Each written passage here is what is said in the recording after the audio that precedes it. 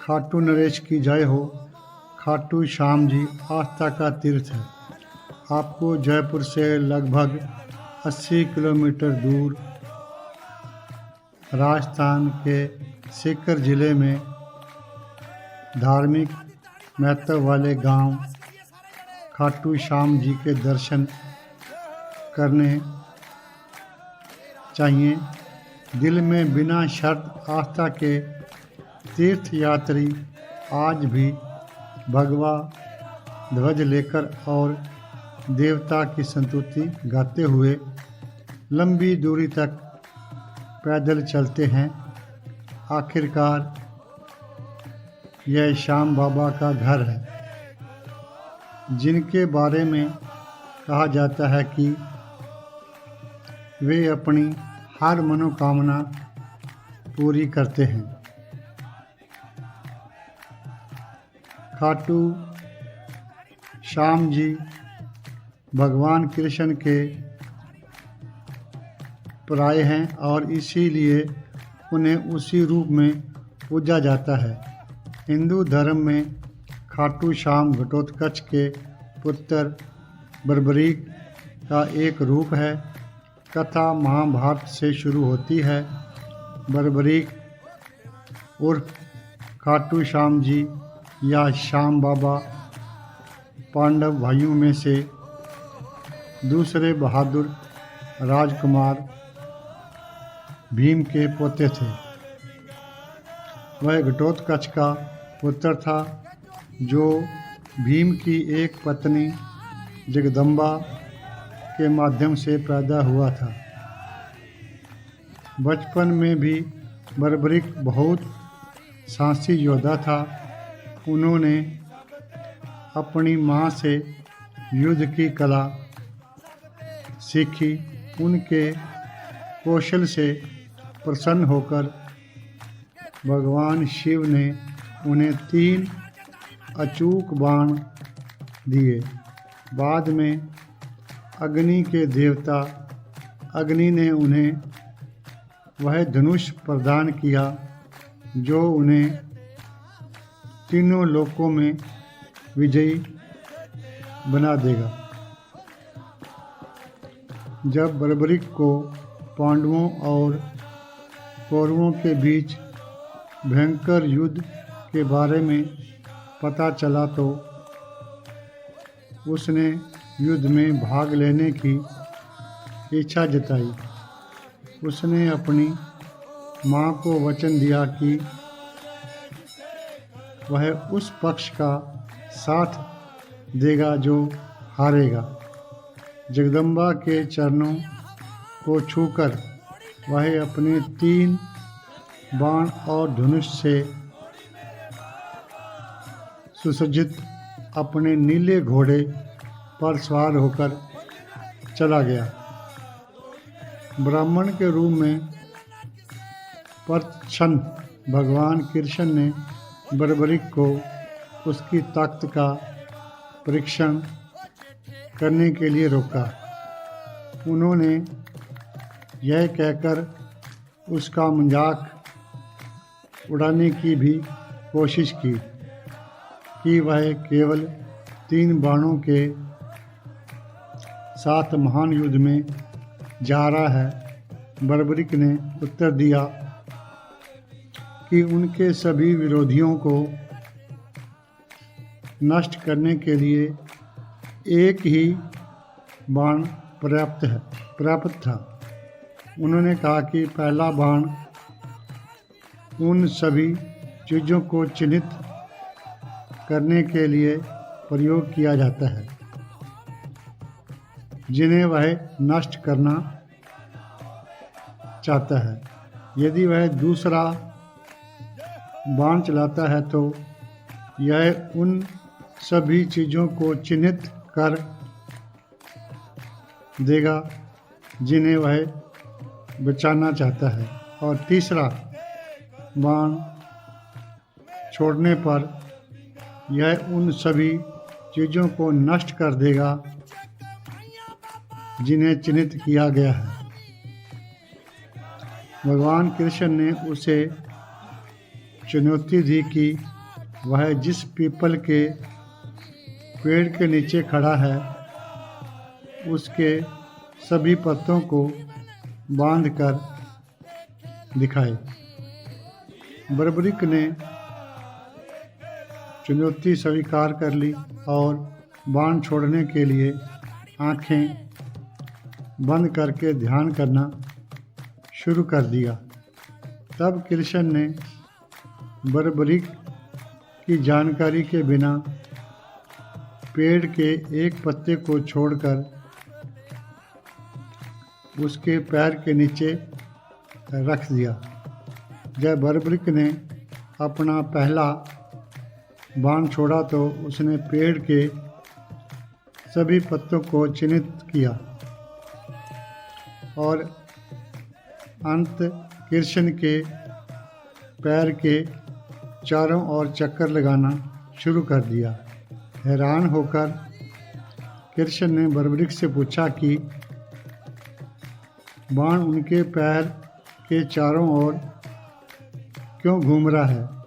बर्बरिक ने समझाया कि उनके पैर के नीचे एक पत्ता होना चाहिए और बाण उसी पर निशाना लगा रहा था।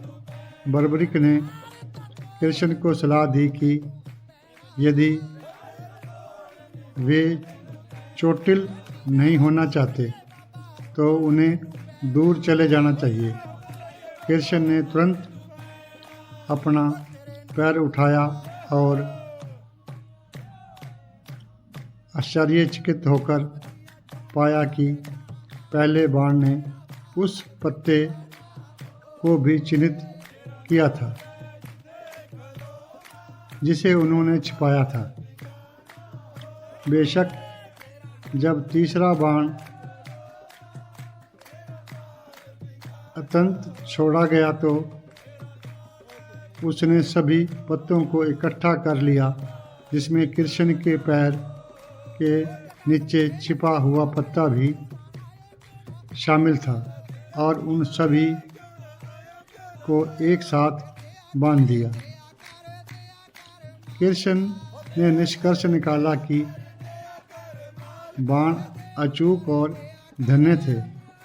उन्होंने लड़के से पूछा कि वह युद्ध में किसका पक्ष लेगा। बर्बरिक ने बताया कि वह उस पक्ष के लिए लड़ेगा जो कमज़ोर होगा। तब भगवान कृष्ण को पता चल गया था कि कौरवों की हार निश्चित है। तब कृष्ण ने युवक से दान मांगा और बर्बरिक ने उसे जो कुछ भी चाहिए उसे देने का वादा किया। भगवान कृष्ण ने तुरंत उससे अपना सिर देने के लिए कहा। बर्बरिक हैरान रह गया। उसने ब्राह्मण से अपनी असली पहचान बताने के लिए कहा। भगवान कृष्ण ने तब बर्बरिक को अपने दिव्य रूप के दर्शन कराए। उन्होंने बर्बरिक को समझाया कि युद्ध से पहले सबसे बहादुर क्षत्रिय के सिर की बलि देनी होगी और वह बर्बरिक को क्षत्रिय योद्धाओं में सबसे बहादुर मानते थे और इसलिए उन्होंने उसका सिर दान में मांगा था। भगवान की आज्ञा का पालन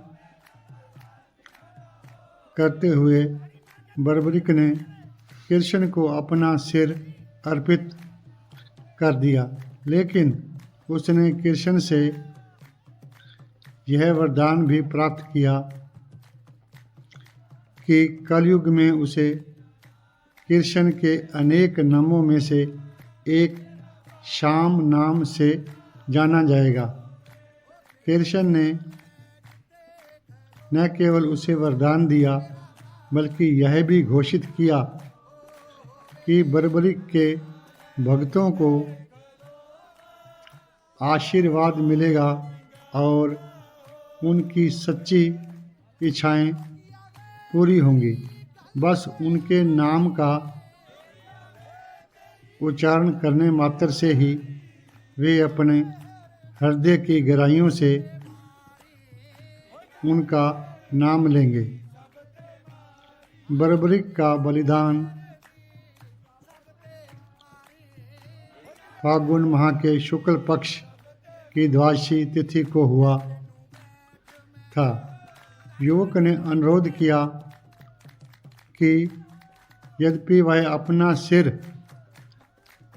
रख रहा है फिर भी वह युद्ध को अंत तक देखना चाहता है और उसकी इच्छा पूरी हो गई। सिर को युद्ध के दौरान मैदान के ऊपर एक पहाड़ी के ऊपर रखा गया था। जब युद्ध समाप्त हो गया तो विजयी पांडव भाइयों ने आपस में बहस की कि जीत के लिए कौन जिम्मेदार है। इस पर भगवान कृष्ण ने सुझाव दिया कि बर्बरीक से सिर ने पूरी लड़ाई देखी थी और उसे निर्णय लेने की अनुमति दी जानी चाहिए। बर्बरीक के सिर ने कहा कि यह भगवान कृष्ण ही थे जो जीत के लिए जिम्मेदार थे, क्योंकि उनकी सलाह, उपस्थिति और खेल योजना महत्वपूर्ण थी। ऐसा माना जाता है कि कुरुक्षेत्र की लड़ाई के कुछ साल बाद सिर को पवित्र तालाब से बरामद किया गया, जो वर्तमान खाटू श्याम जी मंदिर के पास स्थित है।